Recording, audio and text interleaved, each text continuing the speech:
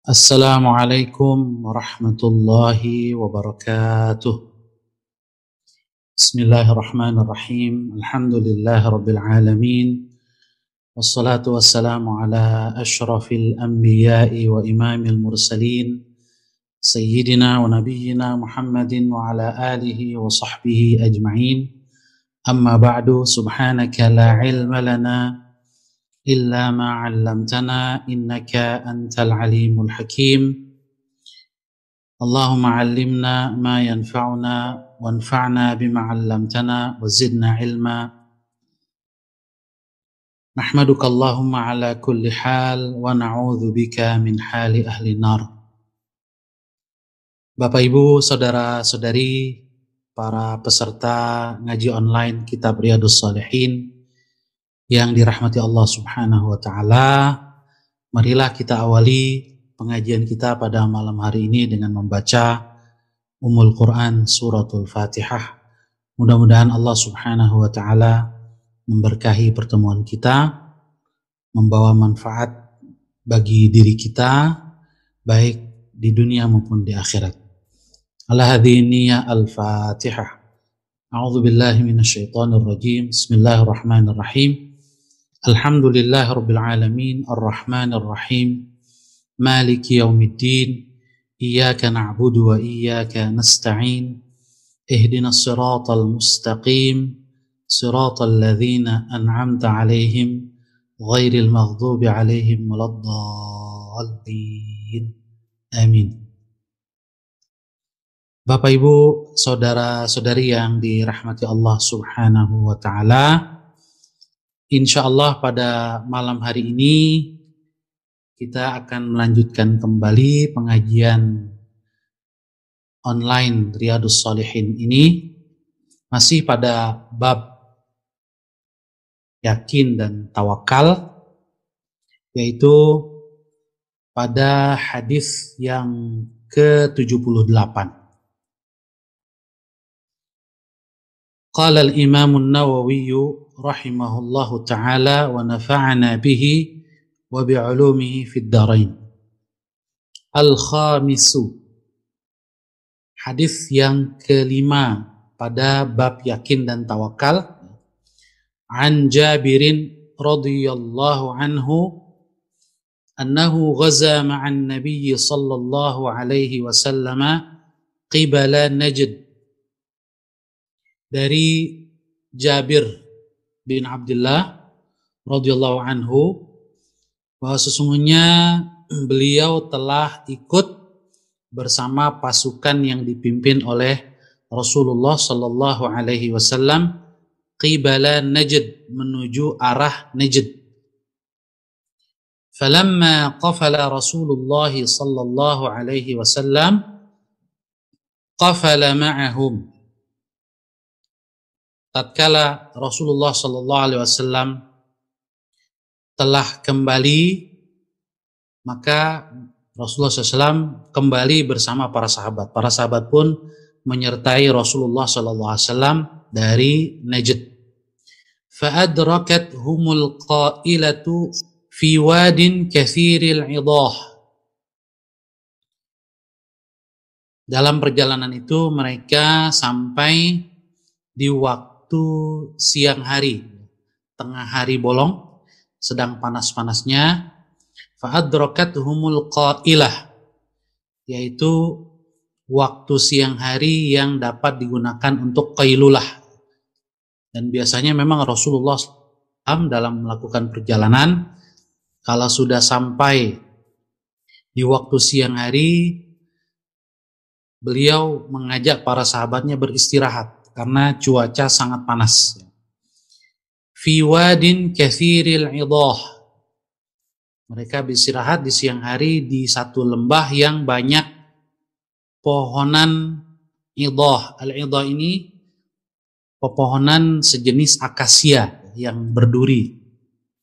Fanazala Rasulullah sallallahu alaihi wasallam wa tafarraqan nasu yastadhilluna bisyajar. Maka Rasulullah SAW kemudian menempati satu tempat di bawah pohon besar. Begitu juga dengan para sahabat yang lain yang menyertai Rasulullah SAW berpencar untuk bernaung di bawah pohon. Wa nazala Rasulullah sallallahu alaihi wasallam tahta samuratin fa'allaqa biha sayfahu wa nimna naumatan. Rasul sallallahu alaihi wasallam berteduh di bawah pohon samurah. Samurah ini pohon akasia juga yang sangat lebat, ya, sangat rindang. Fa'allaqa biha sayfahu. Beliau menggantungkan pedangnya di salah satu dahan di pohon tersebut. Wa nimna naumatan, dan kami pun tidur sejenak. Beristirahat sejenak, qailulah, tidur siang hari. فَإِذَا رَسُولُ اللَّهِ صَلَّى اللَّهُ عَلَيْهِ وَسَلَّمَ يَدْعُونَا وَإِذَا عِنْدَهُ أَعْرَابِيٌّ. Tidak beberapa lama kami mendengar Rasulullah sallallahu alaihi wasallam memanggil kami, dan ketika kami datang menghadap beliau, ternyata di samping beliau ada seorang Arab Badui. Seorang Arab Badui. Faqal, Rasulullah sallallahu alaihi wasallam bersabda, "Inna hadza ikhtarata alayya sayfi wa ana naim." Sesungguhnya orang ini telah mengambil pedangku dan menghunuskan pedangku, wa ana naim, pada saat aku sedang tertidur. Fastaiqadhtu wa huwa fi yadihi saltan. Maka aku pun terbangun dan pedangnya ini, pedangku ini berada di tangannya dalam keadaan terhunus. Qal, sambil dia berkata, "May yamna'uka minni?" Siapa yang melindungi engkau dari ancamanku? Qultu, maka aku menjawab, Allah, salasan. Rasul menjawab sebanyak 3 kali. Walam yu'aqibhu wa jalas. Dan Rasul SAW tidak menghukumnya, ya, tidak membunuhnya. Wa jalasa, dan beliau pun kembali duduk. Ini riwayat muttafaqun alaih, ya, oleh Imam Bukhari dan Al-Imam Muslim. Muttafaqun alaih. Kemudian Al-Imam An-Nawawi menyebutkan riwayat lain juga dari Jabir. Fi riwayatin, dalam satu riwayat, qala Jabir. Jabir berkata, ada tambahan keterangan dalam riwayat lain dari Jabir juga ini, di mana beliau mengatakan, kunna ma'a Rasulillah sallallahu alaihi wasallam bidzatir riqa'. Kami satu hari bersama Rasulullah sallallahu alaihi wasallam di satu tempat di sekitar Dzatur Riqa'. Fa idza ataina ala syajaratin zalilatin taraknaha li Rasulillah sallallahu alaihi wasallam. Dalam perjalanan itu kemudian kami mendatangi sebuah pohon yang rindang, zalilah, kasiratul dhil, yang sangat baik untuk bernaung, berteduh. Taraknaha li Rasulillah sallallahu alaihi wasallam. Kami berikan itu untuk berteduh bagi Rasulullah sallallahu alaihi wasallam. Faja'a rajulun minal musyrikin. Lalu datanglah seorang laki-laki dari kaum musyrik, yaitu Arab Badui tadi. Wa sayfu Rasulillah sallallahu alaihi wasallam mu'allaqun bisyajarati fakhtaratahu. Sedangkan pedang Rasulullah SAW tergantung di pohon, maka orang musyrik Arab Badui ini kemudian mengambilnya dan menghunusnya. Faqal, sambil berkata kepada Rasul, takhafuni, apakah engkau takut kepadaku? Qala, maka Rasul menjawab bersabda, la, tidak sama sekali. Faqal, Arab musyrik Badui ini mengatakan, "Faman yamna'uka minni?" Siapa yang akan melindungi engkau dari aku? Qala, Rasul bersabda, Allah. Allah Subhanahu wa taala. Kemudian juga Al-Imam An-Nawawi menambahkan riwayat lain dari Abu Bakar Al-Ismaili dalam sahihnya, Sahih Abu Bakar Al-Ismaili, qal, di mana Arab Badui ini mengatakan, "Man yamna'uka minni?" Siapa yang akan menghalangimu dari ancamanku ini, dari pedang yang aku hunus? Qal, Rasul bersabda, Allah yang akan melindungiku.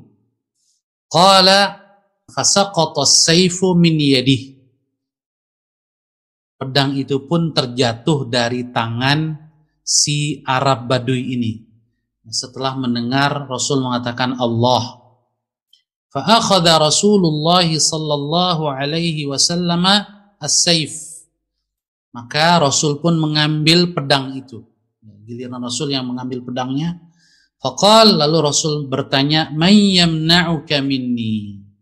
Siapa yang menghalangimu dari ancamanku ini, dari pedangku ini? Maka Arab Badui ini menjawab, faqala kun khaira akhidin. Aku mohon jadilah engkau pemegang pedang yang baik. Maksudnya janganlah engkau membunuhku. Faqal, maka Rasul bersabda, tashhadu an la ilaha illallah wa anni rasulullah. Apakah engkau akan bersaksi bahwa tidak ada Tuhan yang berhak disembah kecuali Allah dan bahwasanya aku adalah utusan Allah? Qala, orang ini mengatakan, la, tidak.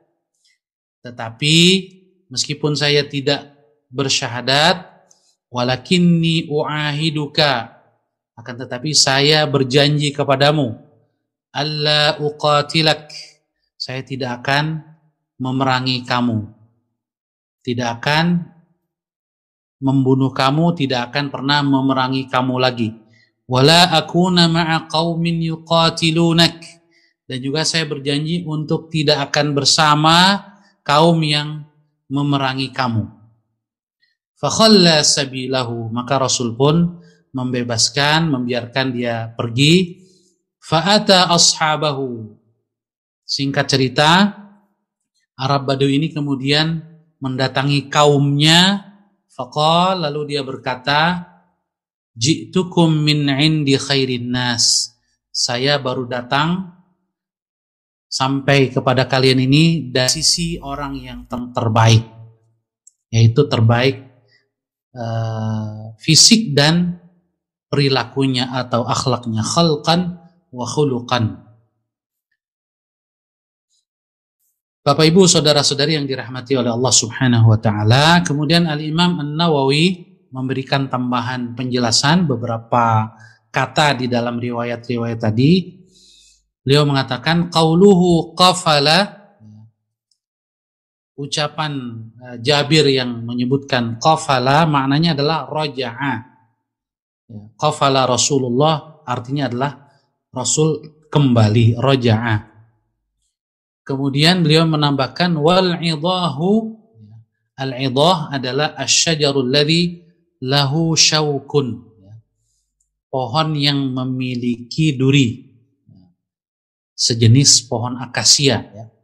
Was-samuratu bi fathis sin wa dhammil mim, asyajaratu min at-talhi wa hiya al-idhamu min syajaril idah. As-samurah, as-samurah yang mimnya dhammah. Ini adalah pohon akasia yang besar, yang sangat rindang. Kemudian ikhtaratas sayfu maknanya adalah aisallahu wa huwa fi yadihi. Pedangnya dikeluarkan dari sarungnya, dihunus. Menghunus pedang dan kemudian mengancamkannya kepada Rasulullah sallallahu alaihi wasallam sultan, dalam keadaan pedang itu terhunus, ay maslulan, wa huwa bi fathis shadi wa dhammiha. Bisa kita baca sultan, bisa juga dibaca sultan dengan dhammah, sodnya dhammah. Bapak Ibu, saudara-saudari yang dirahmati Allah Subhanahu wa taala, dari riwayat tadi, baik dari riwayat muttafaq alaih Imam Bukhari dan Imam Muslim sekaligus, juga dua riwayat lain yang tadi disebutkan oleh Al-Imam An-Nawawi, ada beberapa tambahan penjelasan. Yang pertama, dalam riwayat muttafaqun alaih tadi disebutkan Najd, ya, atau Najdun. Ini adalah satu tempat, ya. Ini kira-kira petanya, ya, pendekatan saja. Di sini disebutkan hiya lughatan martafa'a minal ard. Najd itu secara etimologi, secara bahasa adalah lokasi yang tinggi, ya, dataran yang relatif tinggi, dataran tinggi.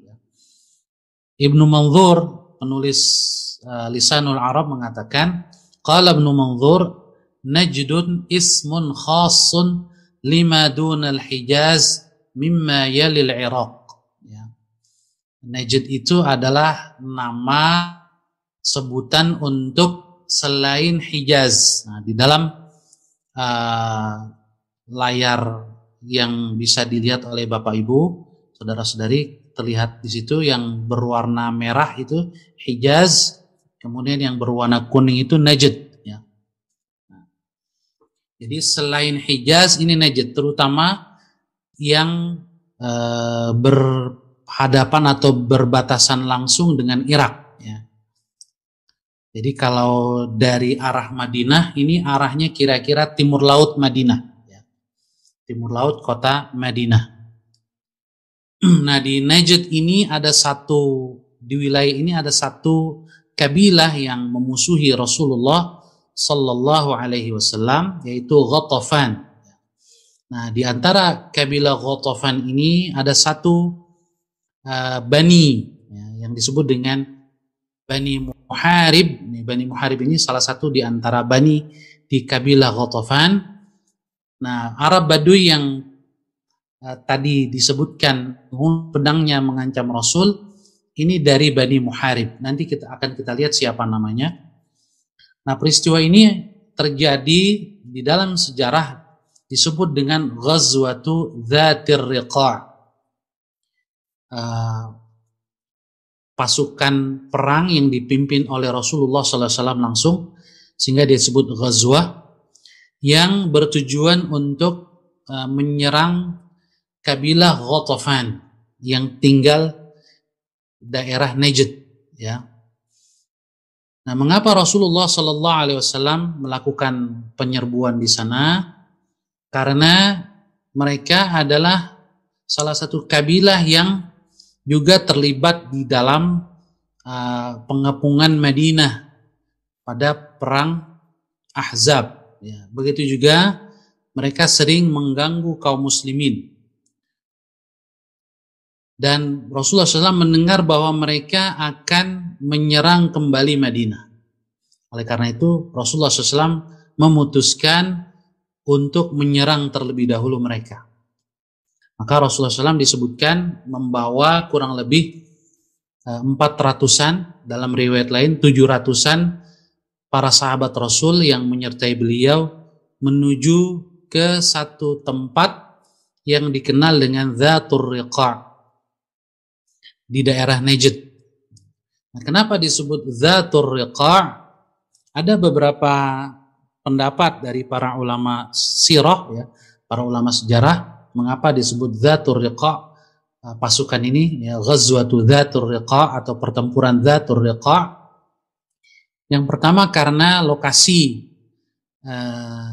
tempat Rasul melakukan pengepungan atau penyergapan itu, ada satu gunung atau satu bukit yang warnanya itu beragam, ya, warnanya berwarna-warni, ada hitamnya, ada merahnya, tanahnya itu, sehingga dia seperti riqa', ya, seperti kain yang ditambal dengan warna yang berbeda-beda, maka disebut Dzatur Riqa'.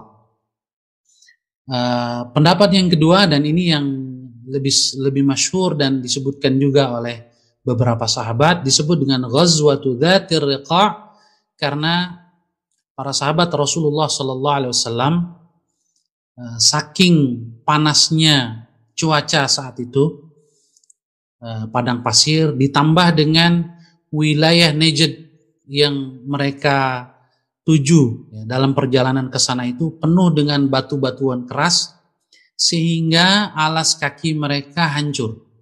Alas kaki mereka banyak yang rusak, tidak bisa dipakai. Ditambah lagi bahwa dari ratusan pasukan itu kendaraan berupa unta yang dapat ditunggangi terbatas sekali. Sehingga diriwayatkan oleh salah seorang sahabat bahwa satu ekor unta itu bergantian ditunggangi oleh 6 orang. Ditunggangi oleh 6 orang. Artinya lumayan perjalanan durasi jalan kakinya begitu lama. Sehingga membuat kaki-kaki mereka ini luka-luka. Kaki sahabat Rasulullah SAW terluka, sehingga luka di kaki itu kemudian mereka balut dengan kain atau dengan apapun yang bisa digunakan untuk membalut luka itu.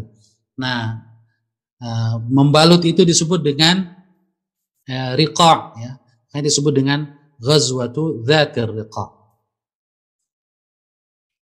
Nah, peristiwa ini terjadi ketika Rasulullah SAW kembali dari Dzatur Riqa' ini, di mana kabilah Ghatafan ternyata takut, ya, mereka tidak berani menghadapi pasukan Rasulullah Sallallahu Alaihi Wasallam yang jumlahnya sebetulnya tidak banyak atau tidak terlalu banyak, tetapi Allah dalam hati mereka rasa gentar, ya, sebagaimana Rasul sabdakan di dalam hadis-hadis beliau, di antaranya beliau mengatakan nusirtu birru'bi masirata syahrin. Aku ditolong oleh Allah, dimenangkan oleh Allah Subhanahu wa taala dengan gentarnya musuh, meskipun jarak antara kami dengan mereka masih perjalanan sebulan. Apalagi antara Madinah dengan Najd tidak sampai sebulan perjalanannya. Sehingga tatkala Rasul berangkat mereka sudah mengalami rasa gentar, sehingga mereka menyingkir atau kabur dari wilayah tempat mereka sendiri, menghindar dari pasukan Rasulullah Sallallahu Alaihi Wasallam. Nah, saat Rasul pulang ke Madinah inilah, dari Dzatur Riqa' ke Madinah inilah terjadi peristiwa ini, di mana salah satu di antara kabilah Ghatafan dari Bani Muharib, ya, ada yang sempat bertemu dengan Rasulullah SAW ketika Rasulullah SAW sedang beristirahat di bawah pohon. Kemudian juga dalam hadis tadi disebutkan al-qailah. Al-qailah, yang dimaksud al-qailah adalah waktul qailulah. Ya, jadi waktu qailulah, tidur siang. Wahiyan naumu fi dhahirah, tidur di waktu zuhur atau di waktu panas terik. Nah, yang dimaksud dengan A'rabi di sini, ya, disebutkan ada seorang Arab Badui, ya, disebut A'rabi mansubun lil A'rab. Ini nisbah kepada A'rab, yaitu Arab Badui, ya. Wahum sukkanul bawadi, yaitu orang Arab yang tinggal di gunung-gunung, ya, di lembah-lembah yang jauh dari perkotaan, ya, sukkanul bawadi, ya, Arab Badui. Dan relatif biasanya mereka kasar-kasar perilakunya. Wal Arabu ya'ummum wa ya'ummu sukkanal qura. Nah, baik Arab Badui maupun Arab yang tinggal di tempat-tempat yang lebih kota, ya, lebih modern, ini disebut Arab secara umum. Tapi untuk Arab Badui disebut A'rab, ya. Satu orang disebut A'rabi. Nah, namanya adalah wasmul A'rabi Ghawras bin Al-Harith min Bani Muharib. Nama orang tersebut adalah Ghawras bin Al-Harith. Dalam Riwayat lain disebutkan namanya adalah Da'thur. Ya. Ada yang meriwayatkan namanya adalah Da'thur. Ini dari Bani Muharib, ya, Ghawrath bin Al-Harith, dari Bani Muharib, salah satu bani yang alladzina kharaja an-nabiy sallallahu alaihi wasallam li harbihim fi ghazwati Dzatir Riqa'. Salah satu bani yang Rasulullah SAW bertujuan untuk memerangi mereka di pertempuran Dzatur Riqa' ini. Diriwayatkan juga bahwa Ghawrath ini setelah bertemu dengan Rasul, tidak lama kemudian dia masuk Islam, ya, dan menjadi sahabat Rasulullah Sallallahu Alaihi Wasallam. Ada perbedaan pendapat para ulama, ya, tentang keislamannya, tapi salah satu riwayat menyebutkan bahwa Ghawrath ini masuk Islam. Ada yang menyebutkan namanya Da'thur.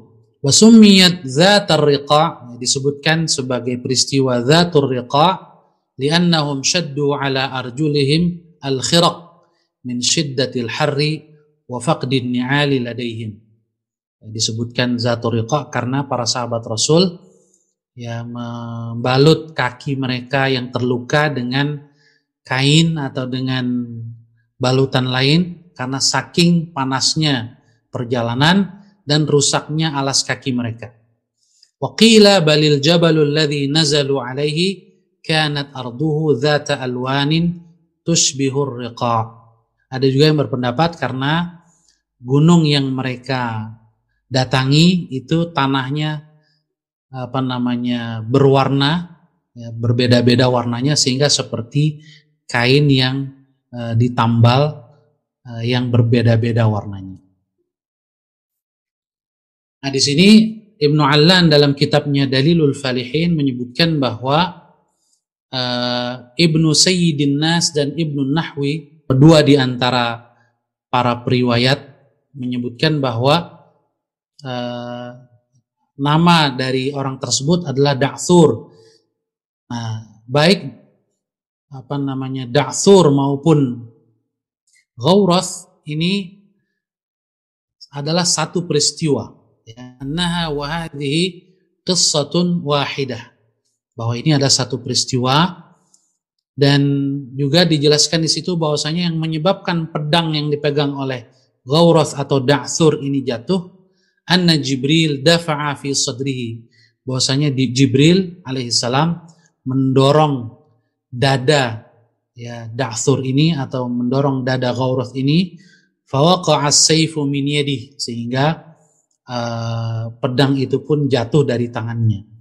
Thumma aslama, tidak lama kemudian orang ini kemudian masuk Islam. Thumma ja'a qaumahu yad'uuhum ila Islam. Ya. Lalu dia mengajak kaumnya Bani Muharib untuk juga masuk Islam.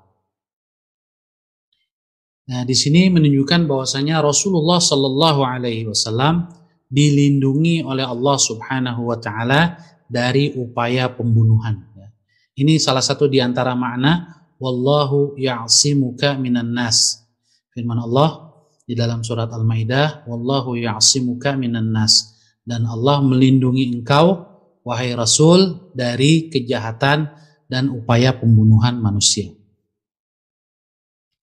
Kemudian juga disebutkan di dalam hadis tadi salasan, ya, Rasul mengatakan Allah 3 kali.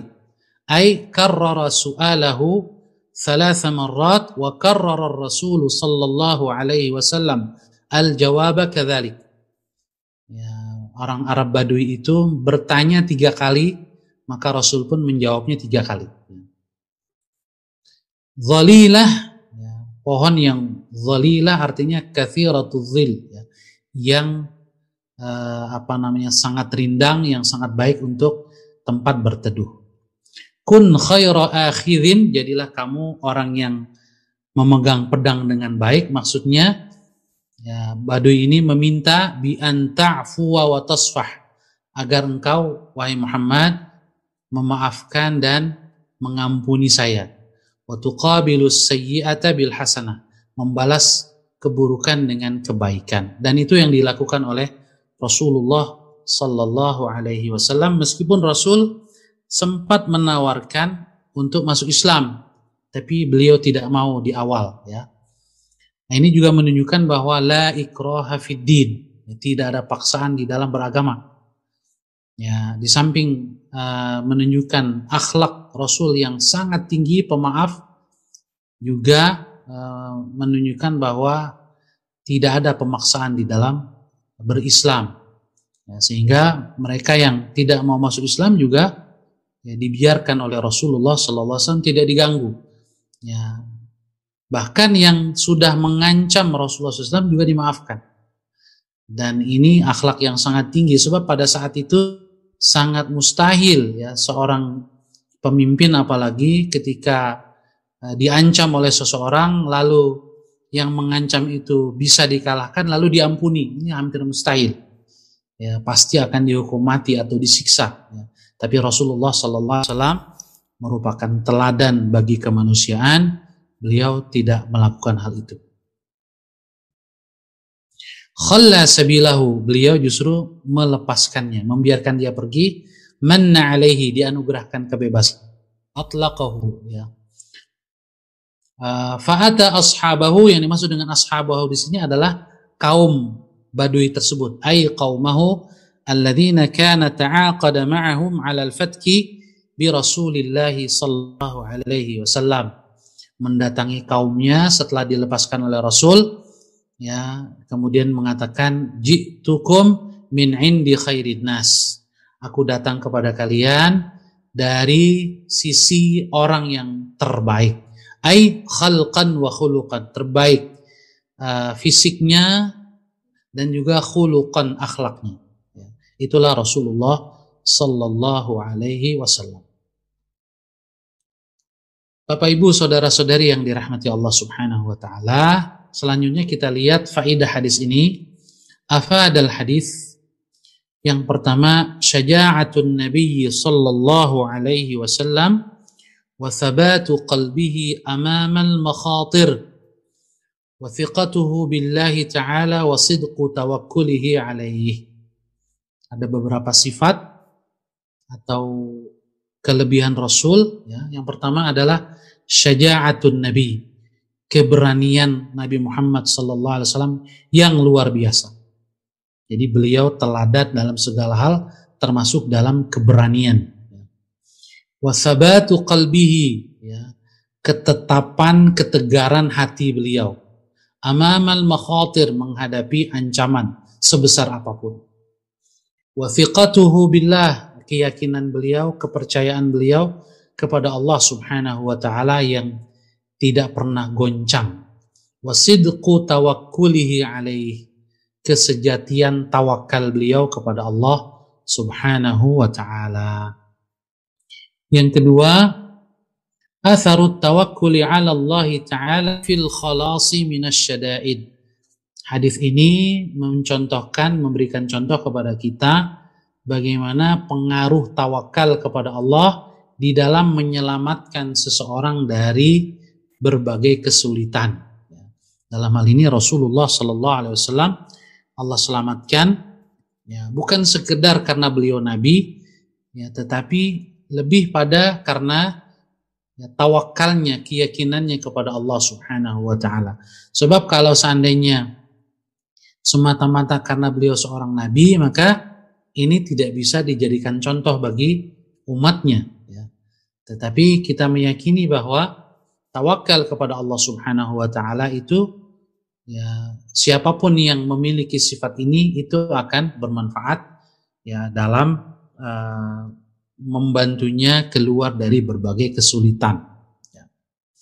Kemudian yang ketiga, afwun Nabi sallallahu alaihi wasallam wa karamu khuluqihi wa adamu intiqamihi li nafsihi. Bahwa Rasulullah SAW adalah orang yang sangat pemaaf, ya, akhlaknya sangat mulia, dan beliau tidak dendam semata-mata karena kepentingan dirinya. Enggak. Beliau tidak marah karena dirinya. Tetapi beliau kalau marah atau kalau melakukan pembalasan itu karena maslahat umat, ya, secara keseluruhan. Ya, tetapi kalau pribadi beliau sendiri itu beliau pemaaf. Ya. Namun tentu saja kita sebagai umatnya, termasuk para sahabat Rasul SAW, harus marah kalau ada orang yang menghina pribadi Rasulullah Sallallahu Alaihi Wasallam, karena itu bagian dari bukti dan refleksi cinta kita kepada beliau Sallallahu Alaihi Wasallam. Wa husnu mu'alajatihi linnufus. Bagaimana peristiwa ini juga menunjukkan bahwa Rasul orang yang pandai di dalam menghadapi kejiwaan seseorang. Lijalbiha ilal haq, yang dengan permaafan itu, dengan pengampunan itu, terbukti bahwa akhirnya si Ghawrath ini atau Da'thur ini kemudian tertarik kepada Islam dan kemudian menjadi masuk Islam, ya, bergabung kepada kebenaran Islam.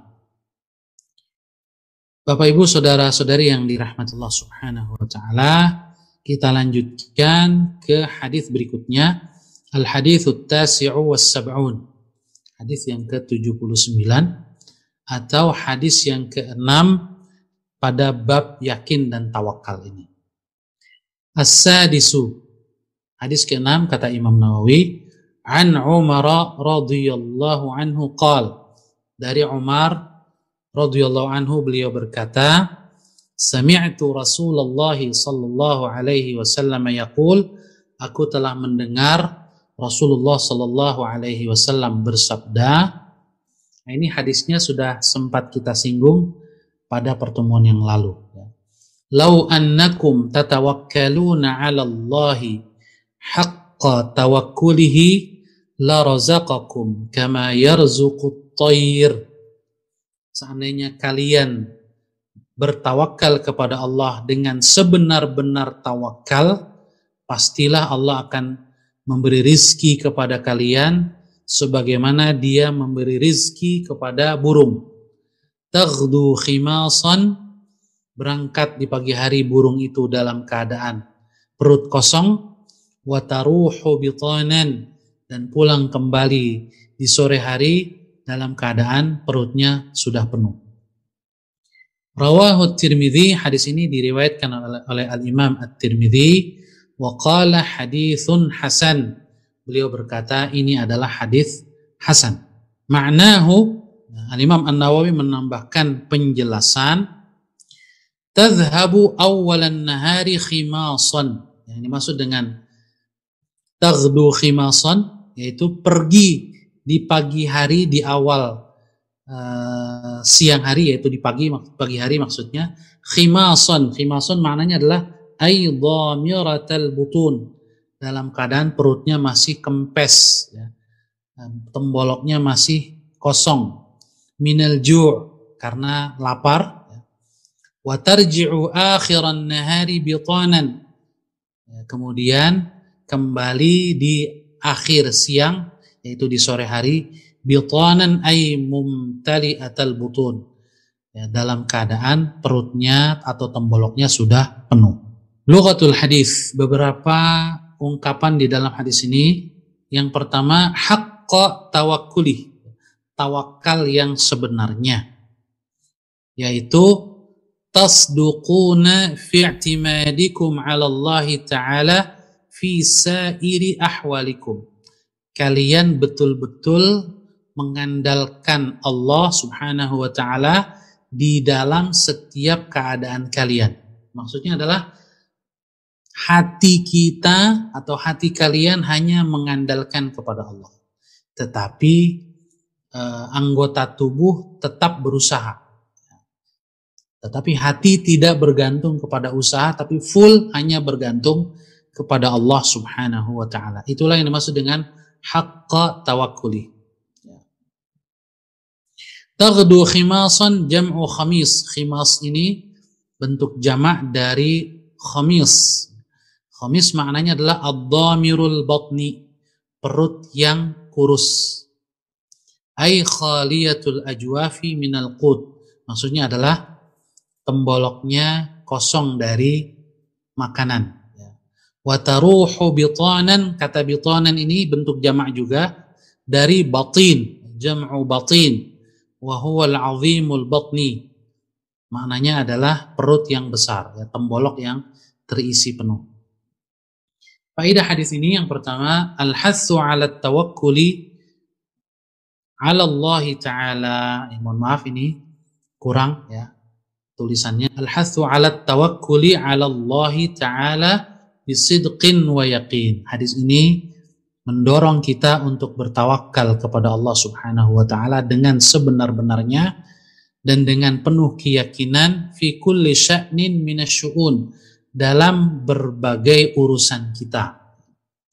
Yang kedua, al-akhdhu bil asbab was-sa'yu fi talabir rizqi min sidqit tawakkuli 'ala Allah Ta'ala. Berusaha mengambil sebab akibat, ya, mengikuti kaidah sebab akibat, ya, berusaha untuk mencari rizki dengan usaha-usaha manusiawi, min sidqit tawakkuli 'ala Allah. Ini termasuk esensi dari tawakal yang sebenarnya. Justru kalau tidak berusaha, dia bukan tawakal namanya. Kenapa? Karena Rasulullah SAW di dalam hadis ini menyebutkan haqqat tawakul, ya, tawakal yang sebenarnya itu seperti tawakalnya burung, ya, katair, di mana burung itu pagi-pagi sudah berangkat untuk mencari makanan, kemudian pulang sudah dalam keadaan kenyang. Begitulah kita dalam segala hal, ya, baik dalam mencari rizki, dalam menuntut ilmu, termasuk dalam menggapai hidayah dari Allah Subhanahu wa taala, harus ada usaha, ya, dengan menuntut ilmu, dengan bertanya kepada para ulama, ya, dengan berdoa kepada Allah Subhanahu wa taala dan seterusnya. Kita lanjutkan ke hadis yang terakhir pada malam hari ini, al-haditsus samanun. Hadis yang ke-80 atau hadis yang ke-7 pada bab yakin dan tawakal. As-sabi'u, hadis yang ke-7, an Abi Umarata al-Bara ibn Azib radhiyallahu anhuma qala, dari Abu Umarah, ini kunyahnya, nama beliau adalah Al-Bara bin Azib. Al-Bara bin Azib, semoga Allah meridhai beliau berdua, baik Al-Bara maupun ayahnya Azib. Qala, Al-Bara berkata, qala Rasulullah sallallahu alaihi wasallam, telah bersabda Rasulullah sallallahu alaihi wasallam, ya fulan, wahai fulan, idza awaita ila firashik, jika engkau menuju pembaringanmu, berbaring di pembaringanmu, faqul, maka bacalah, ucapkanlah. Ini Rasul mengajarkan doa menjelang tidur, ya, yang isinya penuh dengan keyakinan dan tawakal. Allahumma aslamtu nafsi ilaik, ya Allah, aku menyerahkan diriku sepenuhnya kepadamu. Wa wajjahtu wajhi ilaik, aku arahkan wajahku semata-mata hanya kepadamu. Wa fawwadtu amri ilaik, aku sandarkan seluruh urusanku hanya kepadamu. Wa alja'tu dhahri ilaik, ku sandarkan juga punggungku kepadamu. Zahri ilaik, pasrah, kita meletakkan punggung kita di atas tempat tidur kepada Allah Subhanahu wa taala. Untuk apa atau dengan motivasi apa? Raghbatan wa rahbatan ilaik, semata-mata karena berharap sekaligus takut kepadamu. La malja'a wa la manja minka illa ilaik, tidak ada tempat bersandar dan tidak ada tempat keselamatan darimu kecuali kepadamu. Maksudnya adalah tidak ada keselamatan dari azabmu kecuali dengan taat kepadamu, dengan mengharap ampunanmu. Amantu bi kitabika alladhi anzalt, aku beriman kepada kitab yang telah engkau turunkan. Wa nabiyyika alladhi arsalta, dan kepada nabimu yang telah engkau utus. Kemudian kata Rasul setelah mengajarkan doa ini, beliau mengatakan, fa innaka in mitta min lailatika mitta 'alal fitrah. Sesungguhnya engkau jika mati di malam itu, di malam harimu itu, setelah membaca doa tadi, engkau mati dalam keadaan fitrah, di atas fitrah. Wa in asbahta, dan jika engkau bisa menyambut pagi, panjang umur sampai di pagi hari, asabta khaira, engkau telah memperoleh kebaikan. Muttafaqun alaih. Hadis ini diriwayatkan oleh Al-Imam Al-Bukhari dan Al-Imam Muslim. Kemudian Al-Imam An-Nawawi menambahkan riwayat lain juga di dalam Sahihain, dalam Sahih Bukhari dan Muslim, dari Al-Bara juga dengan sedikit perbedaan redaksi, ada tambahan redaksi. Wa fi riwayatin fi Sahihaini 'anil Bara qala, di mana Al-Bara berkata, qala li Rasulullah sallallahu alaihi wasallam, telah bersabda kepadaku Rasulullah sallallahu alaihi wasallam, idza ataita madja'aka, jika engkau mendatangi tempat pembaringanmu, tempat tidurmu, fatawadda, maka sebelumnya berwuduklah kamu, wudu'aka lis-shalah, seperti wudukmu untuk melaksanakan sholat. Thumma taji' ala shiqqikal ayman, kemudian berbaringlah di atas sisimu yang kanan, artinya jadi miring ke kanan. Ala shiqqikal ayman wa qul, dan bacalah, katakanlah, wa dzakara nahwahu.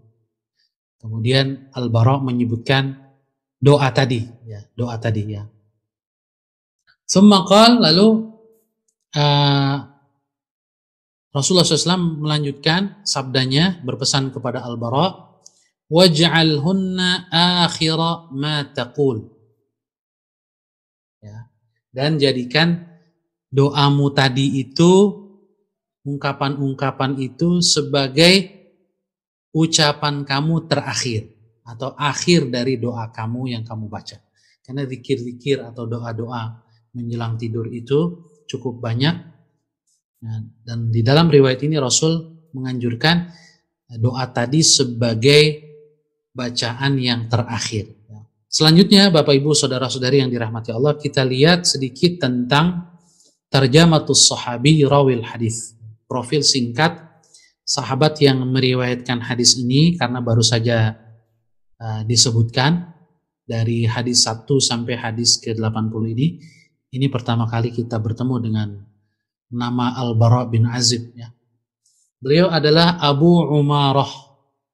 Ini kunyahnya, Abu Umarah. Nama beliau Al-Bara, putra dari Azib bin Azib ibnul Harith ibni Adi Al-Ansari Al-Ausi. Beliau sahabat Ansar, lebih khusus lagi berasal dari suku Aus. Radhiyallahu anhuma, semoga Allah meridhai keduanya. Wulida bil Madinah, beliau lahir di kota Madinah. Awwalu masyahidihi Uhud, pertempuran yang beliau ikuti bersama Rasul, yang pertama kali beliau ikuti adalah perang Uhud, ya. Jadi beliau tidak ikut perang Badar. Wa syahida bai'at ridwan, kemudian juga beliau ikut serta dalam bai'atur ridwan, bai'at yang diridhai oleh Allah Subhanahu wa taala dalam peristiwa Hudaybiyah yang diabadikan di dalam Al-Qur'anul Karim. Ruwiya lahu an Rasulillah sallallahu alaihi wasallam 300 haditsin wa 5 ahadits. Tercatat bahwa Al-Bara bin Azib ini meriwayatkan hadis Rasulullah SAW sebanyak 305 hadis. 305 hadis. Ittafaqa ala 22 haditsan minha. Dari 305 hadis itu yang muttafaqun alaih, diriwayatkan oleh Imam Bukhari dan Muslim ada 22 hadis. Wanfarada al-Bukhari bi 15. Sedangkan yang hanya diriwayatkan oleh Imam Bukhari tanpa riwayat Imam Muslim ini ada 15. Sebaliknya wa Muslimun bi sittah, yang diriwayatkan oleh Imam Muslim tanpa Imam Bukhari ada 6 hadis. Nazal al-Kufata wa tuwfiya biha. Beliau tinggal di Kufah di akhir hayatnya dan wafat di kota Kufah. Radhiyallahu anhu wa ardhah. Kita lihat kemudian beberapa kata atau kalimat di dalam doa tadi dan hadis tadi. Idza awaita. Awaita maknanya indamamta wasakanta. Jika engkau menyatukan dirimu dengan tempat tidur, artinya berbaring di tempat tidur. Aslamtu nafsi ilaik, ay ja'altuha munqadatan lak. Aku menyerahkan diriku kepadamu, maksudnya adalah aku jadikan diriku, jiwaku sepenuhnya siap untuk taat kepadamu, siap untuk diatur oleh engkau, baik jiwa maupun raga. Jadi ini menunjukkan kepasrahan lahir dan batin. Tidak hanya lahir, sebab yang membedakan antara seorang mukmin dengan orang kafir adalah kepasrahan batin, ketaatan batin. Sebab kalau ketaatan lahir, setiap manusia itu tunduk dengan sunnatullah. Kalau nggak makan lapar, kalau tidak tidur ngantuk. Orang kafir, orang mukmin sama. Jadi fisiknya tunduk. Sekafir-kafirnya seseorang, dia tidak bisa melawan sunnatullah, ketetapan Allah yang berlaku di alam semesta ini. Meskipun dia ingin hidup 1000 tahun, tetap kalau mati ya mati saja. Itu ketundukan lahiriah. Tetapi seorang mukmin itu tunduk juga batinnya, jiwanya, hatinya tunduk. Aslamtu nafsi ilaik, ja'altuha munqadatan lak. Aku jadikan diriku, jiwa ragaku tunduk kepadamu. Kemudian wajjahtu wajhi ilaik, aku arahkan wajahku kepadamu, maksudnya adalah aqbaltu alaika radiyan qani'an. Aku menghadapmu, berorientasi kepadamu dengan keridhaan dan dengan penuh qanaah, kepuasan. Itu makna kita mengarahkan wajah kepada Allah, maksudnya adalah kita menghadap Allah, berorientasi hanya kepada Allah dengan sepenuh kerelaan dan kepuasan.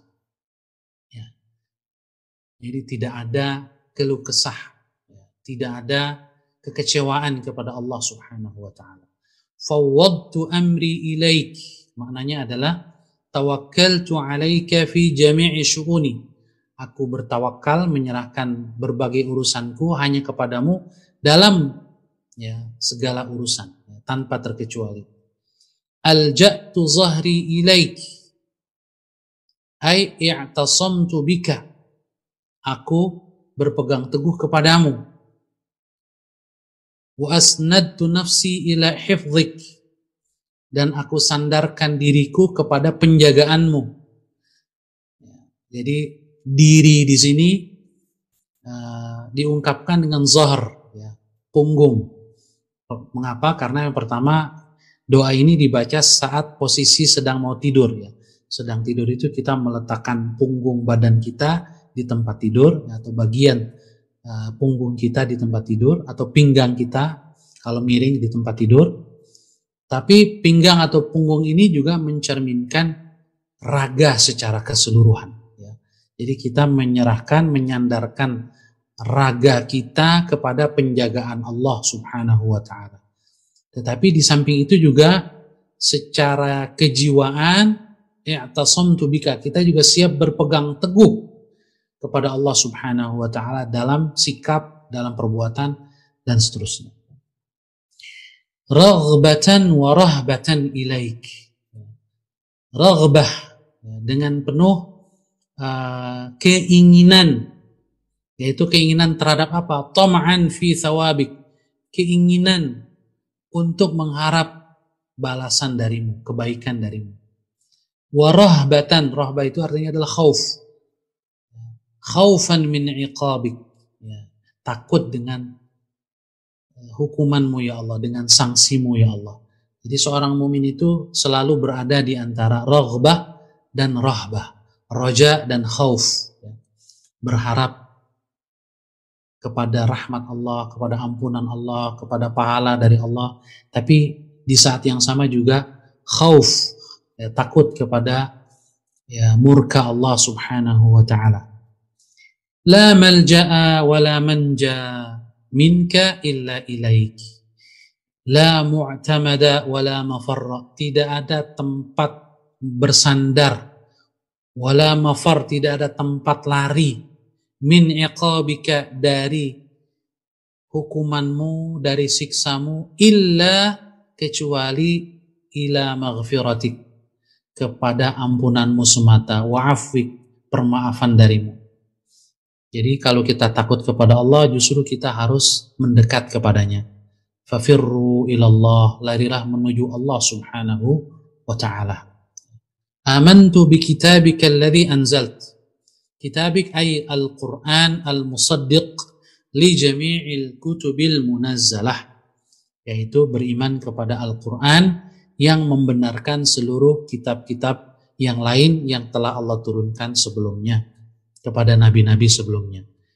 Wa nabiyyika alladhi arsalt, yaitu Nabi Muhammad sallallahu alaihi wasallam al-khatim li jami'ir rusul, sebagai nabi yang menutup para rasul yang lain. Kemudian al-fitrah, ya, kalau kamu membaca doa itu, kata Rasul kepada Al-Bara, kalau kamu membaca itu, maka kamu meninggal di malam itu, kamu meninggal alal fitrah, di atas fitrah. Yang dimaksud dengan fitrah adalah ad-dinus sahih, din yang lurus, yang benar, wal imanul kamil, dan juga iman yang sempurna. Ya, itu maksud dari fitrah di dalam hadis ini. Sementara aslul fitrah, pada dasarnya fitrah itu asalnya adalah al-jibillatu wa tab'u al-mutahayyi'u liqabulid dinus sahih. Fitrah manusia itu adalah jiwa atau tabiat yang telah Allah siapkan untuk menerima agama yang benar. Ya. Jadi manusia itu punya potensi untuk menerima kebenaran. Itulah fitrah yang lurus. Madja'aka firashika wa makana naumik. Ya. Madja'ak artinya tempat tidur. Syiqqika itu pinggang. Ya. Syiqqikal aiman, miring ke sebelah kanan. Ya. Kemudian ij'alhunna, jadikan dia akhira ma taqul, ay minad da'wati 'inda an-naum. Jadikan doa-doa tadi, kalimat-kalimat tadi sebagai ucapan atau doa terakhir pada saat hendak tidur. Bapak Ibu saudara-saudari yang dirahmati Allah, yang terakhir kita lihat faedah hadis ini. Afadal hadis ta'kid al-iltija'i ila Allah Ta'ala fi jami'il ahwal. Hadis ini menguatkan kembali pentingnya kita kembali atau bersandar hanya kepada Allah Subhanahu wa Ta'ala dalam segala keadaan. Yang kedua, doa ini yang diajarkan oleh Rasul juga merupakan tajdidul ahdi ma'allah. Kita memperbarui, ya, janji kita kepada Allah Subhanahu wa Ta'ala kulla lailatin, setiap malam. Jadi ini yang disebut dengan mu'ahadah, salah satu tema di dalam tasawuf atau tazkiyatun nafs adalah kita memperbaharui janji kita kepada Allah, memperbaharui komitmen kita kepada Allah Subhanahu wa Ta'ala, dan memperbaharui komitmen itu kita ucapkan, kita ikrarkan setiap malam, ya, sebelum tidur. Ini punya dampak positif, ya, bagi diri kita. Wa tawthiqul islami wal iman qawlan wa fi'lan. Hadis ini, ya, juga mengajarkan kita memperkuat Islam dan iman kita baik dengan ucapan maupun dengan perbuatan, ya, qaulan wa fi'lan. Yang ketiga, istihbabu qiraati hadhil jumal qabla naum. Sangat disukai, sangat dianjurkan kita membaca doa ini sebelum tidur. Waja'liha mimma yukhtamu bihil kalam dzakal yaum mimma tantawi alaihi min ma'anil iman wal yaqin wa ma tab'atsu alaihi min tahsinil hali ma'allahi azza wa jalla. Dan bagaimana kita menjadikan doa-doa ini, kalimat-kalimat ini sebagai kata terakhir yang kita ucapkan di hari itu sebelum tidur, ya. Kenapa? Karena kalimat-kalimat ini mengandung nilai-nilai iman dan keyakinan yang sangat dahsyat, ya. Apabila kita baca dengan perenungan luar biasa. Wa ma tab'atsu alaihi min tahsinil hali ma'allah. Dan kalau kita baca dengan perenungan, insya Allah akan membangkitkan perbaikan keadaan kita, hubungan kita dengan Allah Subhanahu wa ta'ala di malam itu maupun di pagi harinya. Kemudian yang berikutnya al-hatsu 'alal wudu. Hadis ini juga mendorong kita untuk berwudu qabla naum, sebelum tidur. Agar apa? Liyanama 'ala taharatin kamilah. Agar seorang muslim itu tidur dalam keadaan taharah yang sempurna seperti dia mau salat. Demikian Bapak Ibu, saudara-saudari yang dirahmati Allah Subhanahu wa ta'ala, yang bisa kita kaji pada malam hari ini. Mudah-mudahan apa yang kita bahas pada malam hari ini, 3 buah hadis dari bab yakin dan tawakal, bermanfaat bagi diri saya dan kita semua yang mengikuti acara ini. Mari kita akhiri pertemuan kita dengan doa. Kita awali dengan membaca surah Al-Fatihah. A'udzu billahi minasyaitonir rajim. Bismillahirrahmanirrahim. Alhamdulillahi rabbil alamin. Arrahmanir rahim. Maliki yaumiddin. Iyyaka na'budu wa iyyaka nasta'in. Ihdinas siratal mustaqim. Siratal ladzina an'amta 'alaihim ghairil maghdubi 'alaihim waladdallin. Bismillahirrahmanirrahim. Alhamdulillah rabbil alamin. Allahumma salli wa sallim wa barik ala 'abdika wa nabiyyika Muhammad wa ala alihi wa sahbihi ajma'in. Allahumma a'inna ala dzikrika wa syukrika wa husni ibadatik. Allahumma ighfir lana wa liwalidina warhamhum kama rabbawna shighara. Allahumma ighfir lil Imam an-Nawawi. Allahumma ighfir li walidayhi wa li masyayikhihi wa ahbabihi wa lil muslimina ajma'in. Allahumma inna nas'aluka al-huda wat tuqa wal afafa wal ghina. Allahumma inna nas'aluka al-jannah wa ma qarraba ilayha min qawli wa amal, wa na'udzu bika min sakhatika wan nar wa ma qarraba ilayha min qawli wa amal. Rabbana hab lana min azwajina wa dhurriyyatina qurrata a'yun waj'alna lil muttaqina imama. Rabbana atina fid dunya hasanah wa fil akhirati hasanatan wa qina 'adzaban nar. Wa sallallahu ala sayyidina Muhammadin wa ala alihi wa sahbihi ajma'in. Subhana rabbika rabbil izzati amma yasifun wa salamun 'alal mursalin walhamdulillahi rabbil alamin. Subhanakallahumma wa bihamdika asyhadu an la ilaha illa anta astaghfiruka wa atubu ilaik. Saya Ahmad Sahal Hasan, mohon maaf atas segala kekurangan. Undur diri, billahi taufiq wal hidayah. Wassalamualaikum warahmatullahi wabarakatuh. Waalaikumsalam warahmatullahi wabarakatuh. Jazakallahu Ustaz. Waalaikumsalam. Ya, sama-sama. Terima kasih Ustaz. Ya, Assalamualaikum. Assalamualaikum.